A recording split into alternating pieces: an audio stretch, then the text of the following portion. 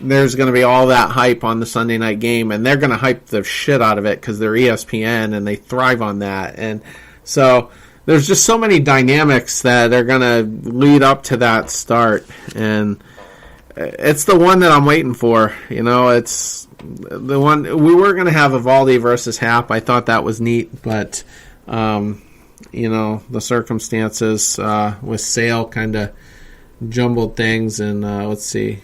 Oh, actually, that is still listed. Yeah, it's still listed. Maybe they just haven't got around changing it yet. It could be Lynn. I don't know if Lynn goes tomorrow. Oh no, Sonny's going tomorrow. So, yeah, I think it's either going to be Happ or they'll put in Lance Lynn. And let's put it this way: they can't go 1 for 20 with runners in scoring position like they did this series and expect to win. That's a good point. No. That's an excellent point, actually, because.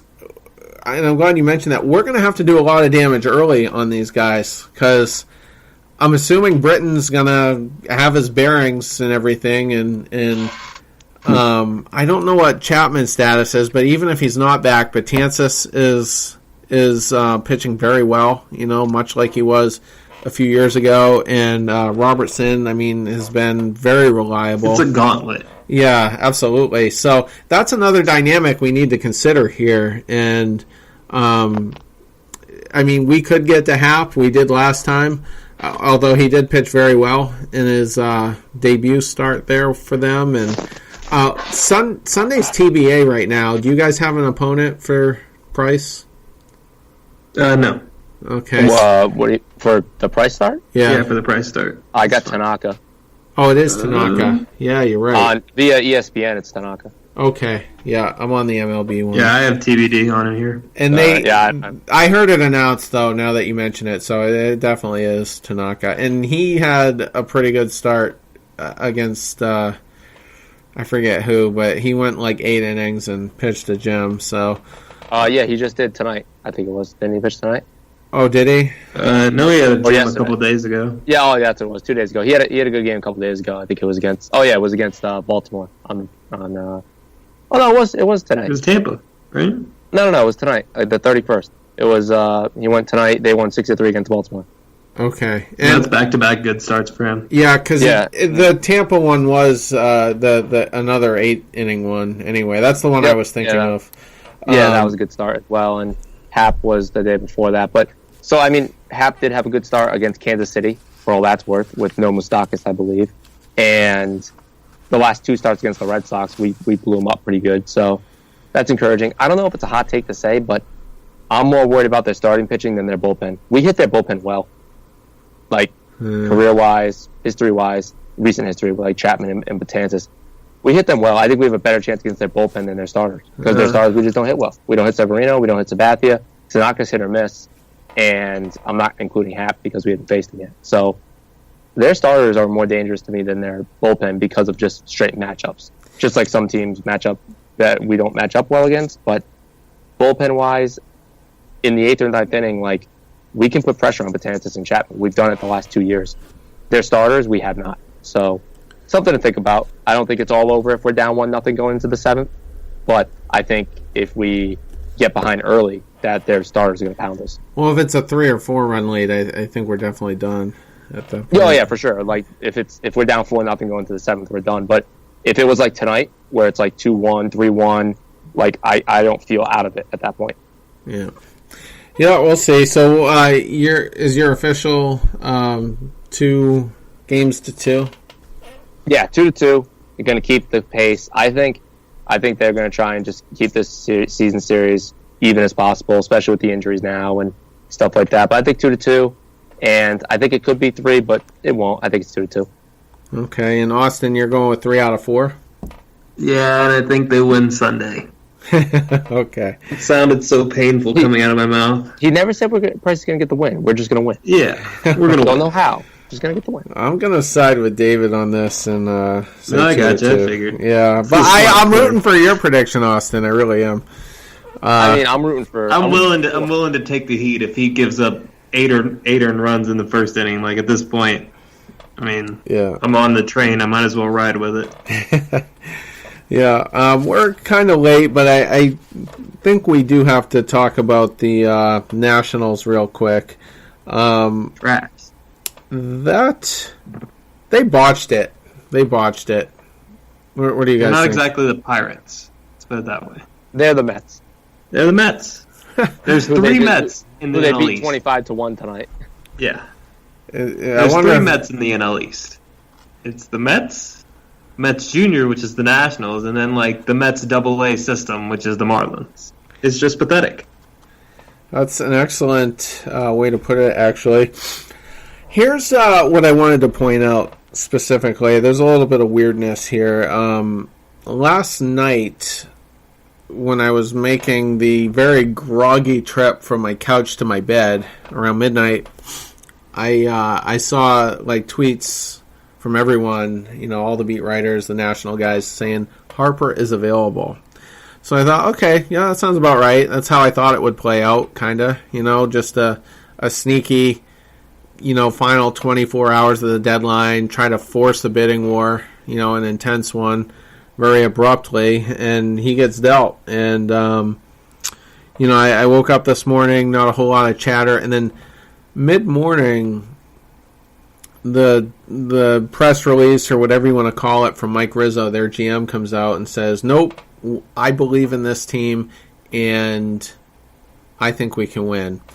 So, it was a quick turnaround there, not even 12 hours, I don't think. And I was watching a little MLB Network, and Ken Rosenthal was talking with D-Row and Robert Flores, and they were discussing, what happened there. And D-Row was like, or maybe it was Flores, was like, did they make him available and then the market just wasn't there? They just weren't going to get remotely what they were asking for, for any of the teams that they thought might be interested. And then they yanked him off, and then the sudden change of tune. And Rosenthal admitted, yes, that could absolutely be it. And he said, but the other thing, too, was ownership might have came in and vetoed it, because John Henry did that last summer with Dombrowski. He said, we're not trading any more top prospects because, Devers' name was mentioned, and I don't know who else we had who was considered to be a top prospect that might have been traded, but it was known, publicly that they definitely intervened with Dombrowski. So who knows if this happened? What's that? Ownership wanted them to sell, from what I heard. The ownership wanted them to completely blow it up completely. That's what you heard? Yeah. I love blowing it up. It's my favorite thing to do. Look at the O's. So if blow it up. If that's the case, then the market just must not have been there, and then they pulled it back. I think Rizzo just pussed out, honestly. I don't think that he got nearly what he thought he was going to get, and he just decided, I'm not going to be the guy that traded Bryce Harper. Huh. Why? I mean, couldn't ownership, though, have forced his hand, if that were the case? They could have, but they didn't, obviously. Here's the second part to it, though, and this is where the Red Sox connection comes in. Dombrowski has his press conference this afternoon after the deadline, and he admits that they were pursuing a reliever yesterday, and they had kind of a tentative deal in place. Like, there was the framework of an agreement, and then his exact words were, but the other team started to go in a different direction. And another beat writer, I forget who it was at this point, pointed out that what could have happened was a team might have decided at some point yesterday to be sellers and then decided not to be today. So we've already seen that with Bryce Harper, and then they were trying to connect the Kelvin Herrera, possibility to Dombrowski, and then reports have come out and said, yes, the Red Sox were, in fact, in contact there. So, just kind of weird that they were on the cusp of... It's so stupid that they wanted, from what I heard, they wanted more than what they gave up to get him. Why on earth would we give up more than what you gave up? It doesn't make any sense. Maybe just... that's bad business. Yeah. It is, but maybe they thought that where time was of the essence and the clock was winding down, maybe that gave them leverage. And that's not rational, but maybe it was rational to them. And we'll never know. I mean, we're not mind readers or anything, but it was just interesting. Like, how do you do a complete 180 to a totally different philosophy so quickly? It's just, I don't know. And now, the illusion of being that plain and simple. What's going to happen here with Harper? Because I feel like this is what I feel like. I think ownership wants him, and I think they're kind of backing themselves into a corner to kind of force themselves to have to re-sign him at this point. And I think what happens there is it gives Scott Boras leverage, because he can say, well, you don't want to look stupid. You don't want to let him walk when you could have dealt him for a couple decent prospects, and I think they're just going to have to swallow their pride and be the team that pays the stupid amount at this point, is kind of what I'm thinking is going to happen there. Yeah, they could give him $400 million. I still think he'd take $350 to go somewhere else. I think he's just flat out done with this team. Nothing's going to happen with Harper for the rest of the year. He's not going to get traded. Obviously, he didn't get traded at the deadline. He won't get traded like Verlander did last year in the end of August, when that the waiver trade, whatever you want to call that, goes through the technical name for it. He won't clear waivers either. Someone will claim him. So yeah, exactly. So he's not going to clear that. So he's not going anywhere. They're going to try and re-sign him. They're probably going to lowball him, to be honest with you. And he's not going to go back. And they made a big mistake not moving him. They were one of the teams that needed to make a move for the better of the organization. Didn't. Daniel Murphy should not be on that team. He should not be on that team. Rendon. Herrera should not be on that team. Rendon should not be on that team. And they don't want to. Matt Wieters definitely should be on that team. They don't want to go into a rebuild, so keep Scherzer. Makes sense. Scherzer, Strasburg next year is still really good. Gio Gonzalez, who did he end up getting traded today? No. So there was talks with him earlier that the Brewers were interested in him, I believe. Yeah. So yeah, they blew it. They're the Mets 2.0, and they're gonna regret that next year for sure. It's sad that his like highlight as a national is gonna wind up being that home run derby. Yeah, it really is. Like, you were a quote-unquote generational talent, and your signature moment is going to wind up being a home run derby when you didn't have any playoff moments because, well, y'all didn't win a playoff series while you were there. You had one really good season, and everything else was pretty much mediocre. But somebody's going to go out there and give you $350 million, so... I don't think so. I think it has to be the Nationals at this point that do, if anybody does. And you guys could be right. Maybe he wants no part of it, and then he's not going to get his money if that's the case, because nobody wanted him today. Like, nobody. Like, there wasn't even anything close. No chirps, nothing. It sounds like literally nobody was interested. So, what does that do? But they can get him. They can get him for not giving up anything during the summer. True, but I just don't think they're going to pay the price, though.